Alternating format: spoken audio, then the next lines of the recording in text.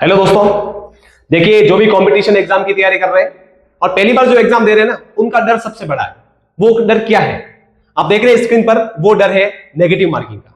Negative marking का मतलब डर जाते हैं अपन कि अपन एग्जाम देने जाएंगे और सारे प्रश्न कर दिए, और इस डर के मामले अपन सारे प्रश्न नहीं करके आते, कहीं सारे प्रश्न करेंगे तो अपन माइनस में चले जाएंगे।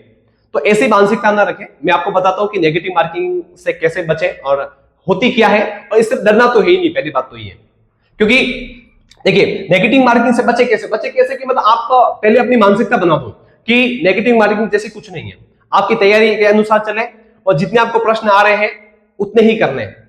आप ऐसे नहीं कि आपको प्रश्न आ रहे हैं, जैसे 100 प्रश्न का पेपर है और आप 100 में से 100 पूरे करके आ गए और उसमें से 30-40 गलत हो गए, तो आपकी जो नंबर आने की जो वो कंडीशन है ना, वो 50 से भी कम हो जाएगी।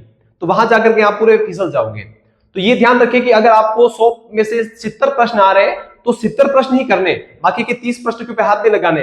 अपन सोचते हैं कि यार अपने तो 100 में से 100 किए ही नहीं और अपना तो सिलेक्शन होगा ही नहीं।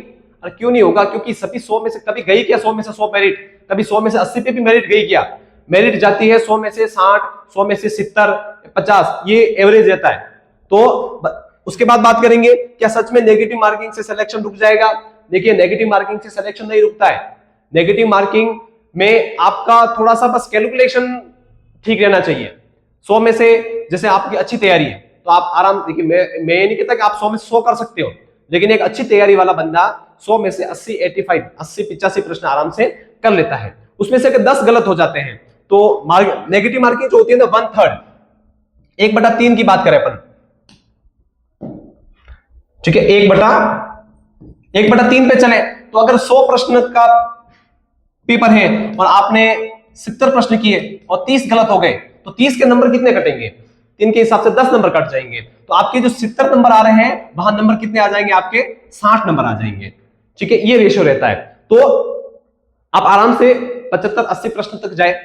उसके बाद नहीं आ रहे, देखिए 2 ऑप्शन में कभी भी कंफ्यूजन हो रहा है ना, तो उस प्रश्न को करने की कोशिश कीजिएगा आप।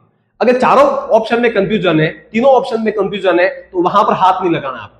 2 ऑप्शन में कंफ्यूजन लग रहा है तो आपको वहां पर थोड़ा सोच विचार करके आगे बढ़ना है। बाकी प्रश्नों के ऊपर हाथ नहीं लगाना है। सारे प्रश्न अटेंड नहीं करने। 4th ग्रेड वाला विषय ध्यान रखें, सारे प्रश्न अटेंड करने के चक्कर में मर जाओगे। ठीक है, उसके बाद देखिए क्या ज्यादा प्रश्न छोड़ने से हम बच जाएंगे? देखिए ज्यादा प्रश्न छोड़ दिए आप वैसे ही कंपटीशन से बाहर हो जाओगे।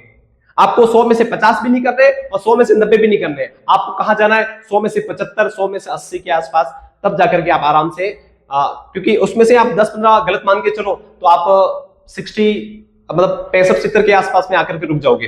100 में से 80 किया आपने, 10 गलत हो गए, 10 के 3 नंबर कटेंगे तो वो 67-66 पर आकर के रुक जाओगे आप। तो वो एक अच्छा स्कोर रहेगा। ठीक है, इस प्रकार से कैलकुलेशन के हिसाब से आप प्रश्नों को हल करें। सारे 120 प्रश्न आएंगे 4th ग्रेड में। राजस्थान पुलिस का एग्जाम भी है उससे पहले, उसके लिए भी आप विशेषतः ध्यान रखें। माइनस मार्किंग में ज्यादा प्रश्न नहीं छोड़ने हैं और पूरे के पूरे भी अटेंड नहीं करने। आपको जाना है 80% के आसपास, 75 से 80% के आसपास पहुंचना है। तो आप कट कटा के 70-65 के बीच में रुक जाओगे और आपका सिलेक्शन श्योर हो जाएगा। ठीक है, तो मिलते हैं इसी तरह अगली क्लास में। तब तक के लिए धन्यवाद, और इसी तरह अपने चैनल की क्लासों को देखते रहिएगा और चैनल को अधिक से अधिक दोस्तों तक शेयर कीजिएगा। धन्यवाद।